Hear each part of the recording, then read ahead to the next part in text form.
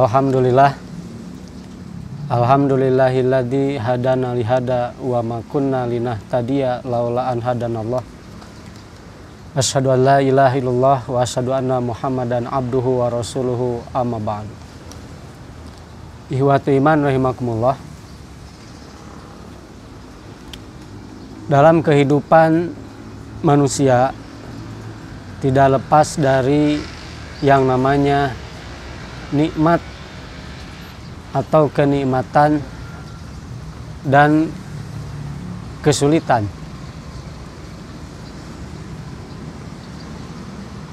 Yang Allah Subhanahu wa Ta'ala berikan kepada manusia.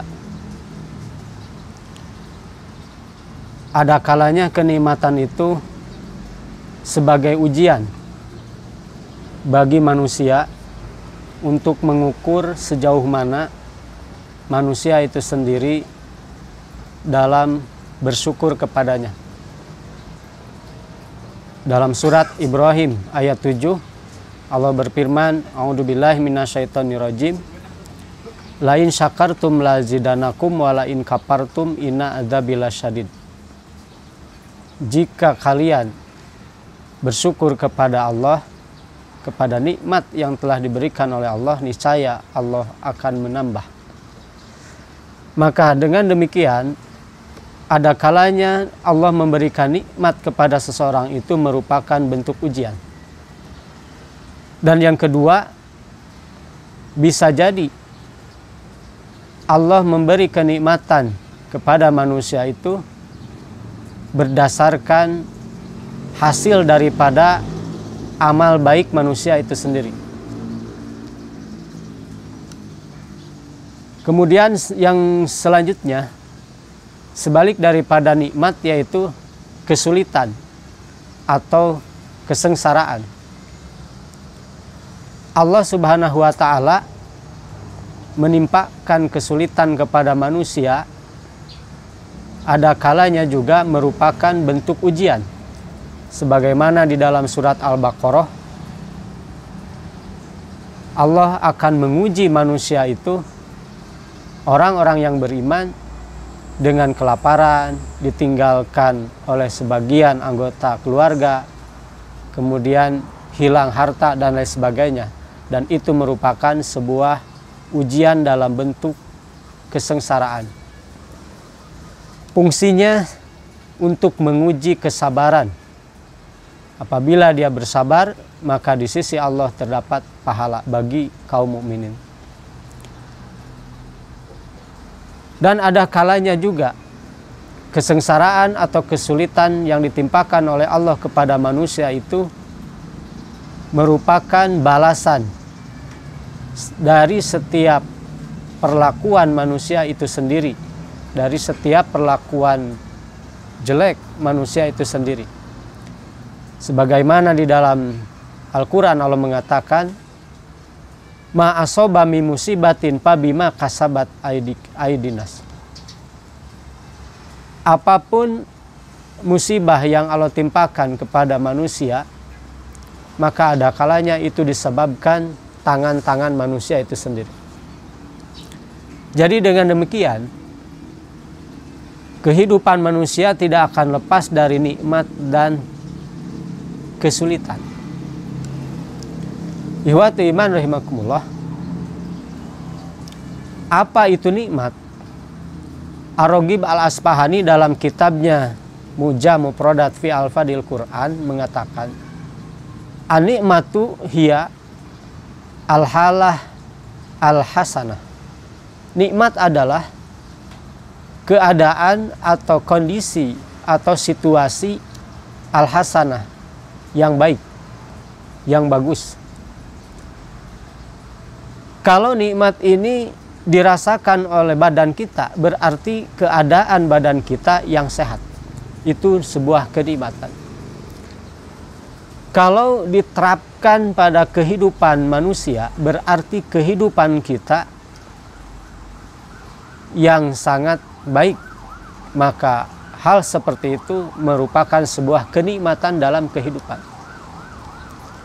Kalau diterapkan dalam kondisi wilayah atau tempat, contoh satu negara mendapatkan nikmat, berarti negara tersebut mendapatkan keadaan situasi yang baik, yang aman dan tertib.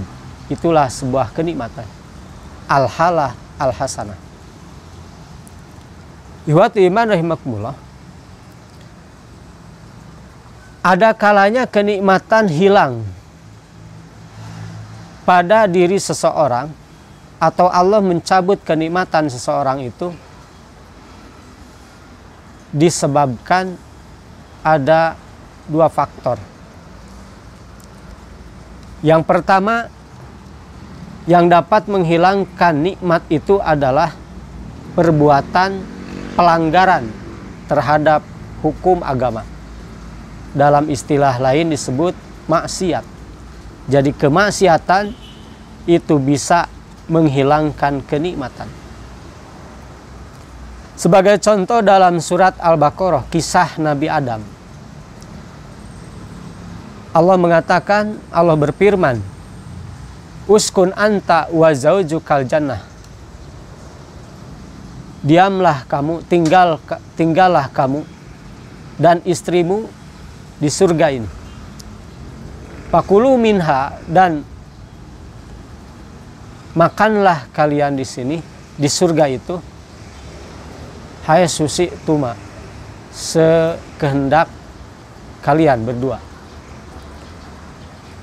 Kemudian Allah membuat aturan di sana. Fala taqraba hadhihi syajarata, maka janganlah kalian berdua mendekati pohon ini.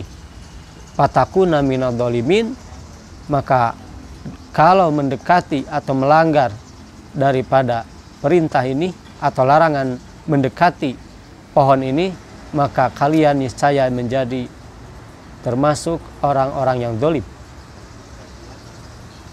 Singkat kisahnya, Nabi Adam tergoda sehingga mendekati pohon tersebut dan mengambil buahnya.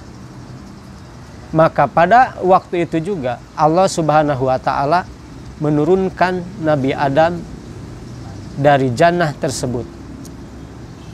Fa'ajallahuma syaitan, kemudian mereka berdua digelincirkan oleh setan. Sehingga Allah Subhanahu wa taala menurunkan Nabi Adam dan Siti Hawa dari jannah. Maka dari pelajaran tersebut, dari kisah tersebut, di dalam tafsir Ruhul Bayan menyimpulkan, yaitu inna fil ayati, sesungguhnya di dalam ayat tersebut, di dalam kisah Nabi Adam tersebut, dalilan, ada dalil ala annal maksiata, bahwa maksiat itu tuzilu nikmata, bisa melenyapkan kenikmatan, an sohibiha, dari si pemiliknya.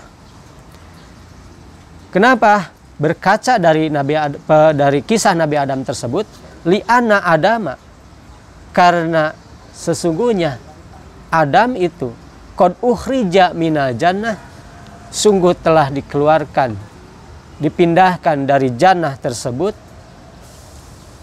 bimaksiatin wahidatin, dikarenakan satu maksiat. Bayangkan, satu kali maksiat saja sampai seperti itu, apalagi kalau berkali-kali.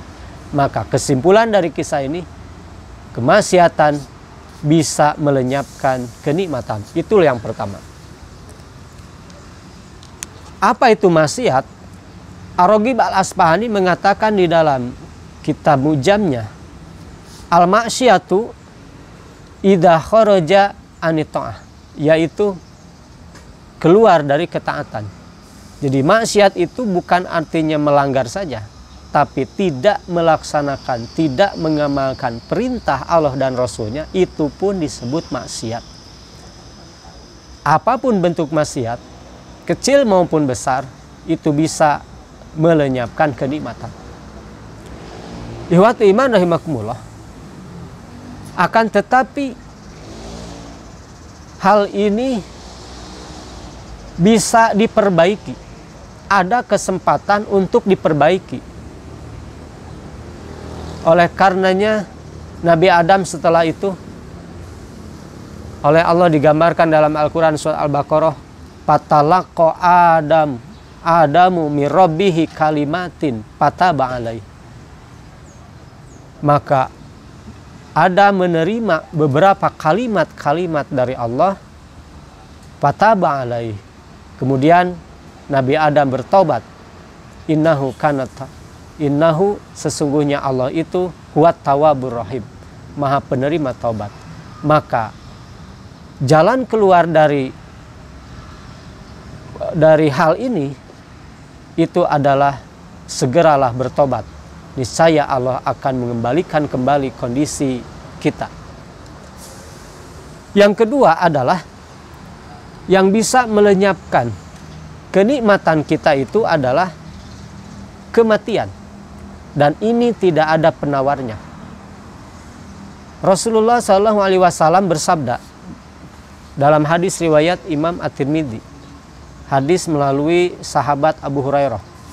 Hadis ini juga ditukil oleh Imam Ibnu Hajar Al-Asqalani dalam kitabnya Bulughul Maram Babul Janaiz, hadis ya urutan nomor pertama. Kata Abu Hurairah, Rasulullah SAW bersabda, aksiru zikro hazimil lazat, yakni al-mauta. Kata Rasul, perbanyaklah oleh kalian mengingat hazimil lazat, pemutus kelezatan-kelezatan, yakni al-mauta. Apa itu kelezatan di sana? Al-mauta. Maksudnya pemutus kelezatan di sana adalah al-mauta, kematian. Maka yang kedua, sesuatu yang bisa memutuskan kelezatan, kenikmatan itu adalah mati. Seseorang tidak tahu kapan dan di mana dia akan mati. Dalam kondisi apapun, baik dalam kondisi sedang menikmati sebuah kenikmatan atau dalam kondisi yang lain, maka kalau ditakdirkan dia meninggal, maka putuslah walaupun dia sedang menikmati sebuah kenikmatan. Ihwati iman rahimakumullah. Demikian dua perkara yang bisa memutuskan kenikmatan manusia, yaitu kemaksiatan. Tapi kemaksiatan bisa ada obatnya, yaitu dengan cara bertaubat. Yang kedua, kematian, dan ini tidak ada penawarnya, karena yang namanya mati itu pasti akan terjadi, dan itulah kisah akhirnya hidup manusia di alam dunia. Buat iman rahimakumullah, demikian yang bisa saya sampaikan. Mudah-mudahan ada guna dan manfaatnya, khusus bagi saya pribadi selaku yang menyampaikan, umum bagi ikhwat iman dimanapun berada. Rabbana atina fid dunya hasanah wa fil akhirati hasanah wa qina azabannar. Wassalamualaikum warahmatullahi wabarakatuh.